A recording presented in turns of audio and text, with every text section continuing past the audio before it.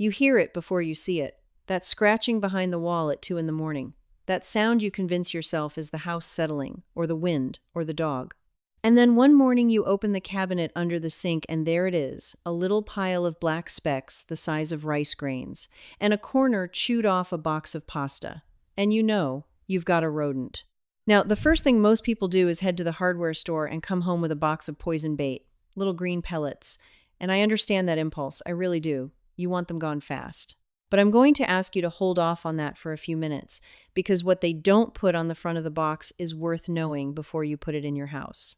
Those store poisons, the common ones, work by thinning the blood until the animal bleeds out internally. Slowly, over days. And here's what the box definitely doesn't tell you. A dog or cat that eats one of those poison mice can be poisoned too. An owl that hunts in your yard and catches one of those mice can be poisoned. The poison doesn't stop with the rat. It moves up the chain to whatever eats it next, and it keeps working. Hawks, foxes, neighborhood cats, that's who you're also dosing every time you put those green pellets out. That's the piece they'd rather you not spend too much time thinking about. There are whole companies that make very good money selling you something that costs almost nothing and that creates a repeat customer because it doesn't fix why the mouse was in your house in the first place. The mouse is a symptom. The entry point is the problem. And nobody sells you a product for that. I've dealt with mice in this house. I've dealt with them in the garage, in the barn, under the kitchen sink. What I'm going to walk you through today is the full system, how to tell exactly what you're dealing with, how to knock down the population you have right now without poison, and then how to seal the place up so it doesn't happen again. That last part is the one nobody tells you, and it's the only part that's actually permanent. So, first things first. Before you do anything else, you need to find out where they're traveling. Don't guess. They leave a map if you know how to read it. Open your cabinets and look at the corners. Pull out the stove and look behind it. Shine a flashlight along your baseboards. What you're looking for are droppings, small, dark, shaped like a grain of rice, and a second thing that most people walk right past. Dark smudge marks on the walls and baseboards. Mice have oily fur, and they run the same path every single night. Over time, that oil rubs off on whatever they're brushing against. A thin, dark streak along the baseboard behind the stove means a mouse runs that route every night, reliable as a train schedule. Find where those marks and droppings are heaviest, and that's where you want to focus. That's where they're eating, or where they're coming in, or both. Don't scatter your effort across the whole house. Work the evidence. Now, the kitchen item, baking soda. That orange box you've probably got in the back of your pantry right now. Here's what it does. When a mouse eats it, and it hits the stomach acid, it starts producing gas. And the thing about mice and rats is that they can't burp. They genuinely cannot release that gas the way we can. So it builds up, and that buildup is what does the damage. I'll be honest with you about something, because I don't oversell things. Baking soda on its own, sprinkled around, they won't touch it. It has a bitter edge, and they're naturally suspicious of anything that doesn't smell like food. You have to hide it in something they actually want. And you have to get them to eat enough of it to matter. Here's how I do it. Equal parts baking soda and peanut butter, mixed together until it's smooth. A few heaping teaspoons of each.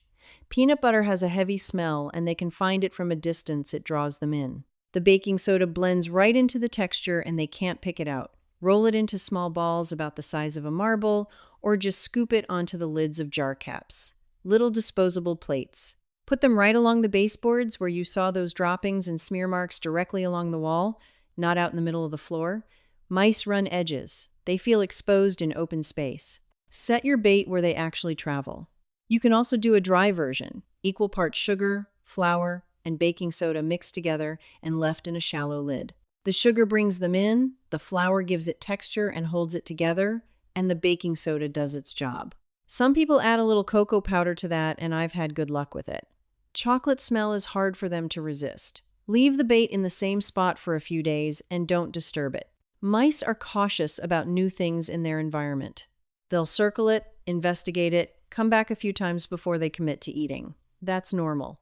Be patient. One thing I want to say plainly, keep this bait out of reach of your pets. Peanut butter is harmless, but you don't want the dog getting into it.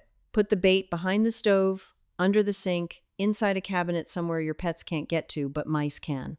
This isn't complicated, just be thoughtful about placement.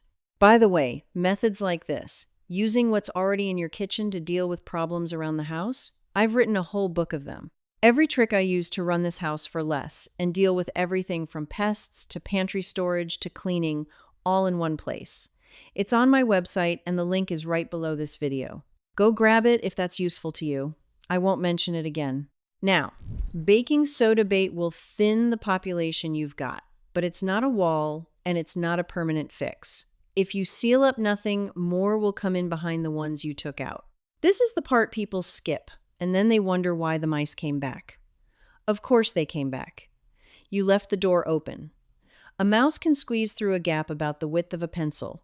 A rat needs a little more room, but not much. They don't announce themselves, they don't knock, they find a crack by the pipe under the sink, or a gap where the dryer vent meets the wall, or a small hole where the cable line comes through the sill, and they're in. And once one has been in, the scent stays, and others follow that trail. You need to walk the outside of your house, all of it. Get low, look at the foundation. Look at where pipes and wires and vents come through the wall. Look at where the siding meets the ground. Any gap bigger than a 1/4 inch is a potential entry. For small gaps, steel wool packed in tight and caulk applied over the top. That combination works because mice can't chew through the steel fibers, it shreds their mouths. But you need the caulk to hold the steel wool in place, or they'll pull it out or work around it. One without the other isn't enough. For gaps around pipes or in damp areas like under a sink or near a foundation, copper mesh instead of steel wool. Steel wool will rust out over time when it's wet, copper doesn't. Costs a few dollars more, but it holds up. For larger gaps around vents, where a drain pipe comes through the wall, under a door with daylight showing at the bottom, expanding foam sprayed in first to fill the void, then covered with steel wool or a piece of metal hardware cloth stapled or screwed in place. Foam alone won't stop them. They'll chew right through it. The metal over the foam is what holds. Check the bottom of every exterior door. If you can see light under it, a mouse can get through it. Weather stripping or a door sweep fixes that, and it'll cut your heating bill too, so it's not wasted work. Look at where your dryer vent exits the house. Look at the gable vents on the attic. Look at where the chimney flashing meets the roof. Every one of those is a way in if there's a gap. You don't have to fix everything in one weekend, but start with wherever you found the heaviest signs of activity inside. Work backward from the evidence to the door. Now, there's one more layer to this, and it's the one that makes the biggest difference for keeping them away once you've dealt with the ones you have. Remove what's drawing them in. Mice don't move into a house because they like your company. They move in because there's food, warmth, and a place to build a nest. Take away the food and the shelter and you become a much less attractive destination. Dry goods in your pantry, rice, flour, oats, cereal, crackers, don't keep those in cardboard boxes or paper bags. A mouse can chew through a cardboard box in minutes. Move everything into glass jars or hard plastic containers with lids that seal. That's not just for mice, it keeps things fresh longer anyway, so it pays off twice. Pet food is one of the biggest draws there is. A bowl of kibble sitting out on the floor overnight is a dinner invitation. Put it away before bed. If you have chickens or livestock and there's grain in a barn or outbuilding, store it in metal cans with tight-fitting lids. Sheet metal, not plastic mice, will chew through plastic with no trouble at all. Clutter in the basement, the garage, the attic cardboard boxes stacked in a corner, old fabric, paper, insulation that's nesting material. They look for a warm, hidden spot to build a nest and raise a litter, and a stack of cardboard boxes in the corner of your basement is perfect. Switch to plastic bins with lids. Eliminate the soft material they'd use to build with, and that space becomes a lot less appealing. And if you want something that works as a deterrent around entry points you can't fully seal along the foundation of the house, in a garage where you're always opening and closing the door, a few things they genuinely avoid. Peppermint, the real oil, not a spray someone sells you at the store, pure peppermint essential oil, soaked onto cotton balls, placed near entry points. Their sense of smell is many times stronger than ours, and concentrated peppermint overwhelms it. They don't like it, and they'll go around it. Now, it fades. You need to refresh the cotton balls every week or two, and it won't stop a determined mouse that's already decided your grain bin is worth fighting through. It's a layer, not a solution on its own. Cloves are the same idea. whole cloves or clove oil on a cotton ball tucked into corners, inside cabinets, along the back of a pantry shelf. That strong, spicy smell puts them off. I keep a few cloves in the back of every cabinet where I store dry goods, and I've done it for years. Does it replace sealing and bait? No. Does it add something to the system? Yes. And it costs almost nothing. Bay leaves around the pantry tucked into the corners of shelves, slipped into the bag of flour before you close it. Same principle. Mice don't like the smell. It's something my grandmother did, and I never stopped doing it. None of those repellents will clear out an active infestation. Let me be straight about that.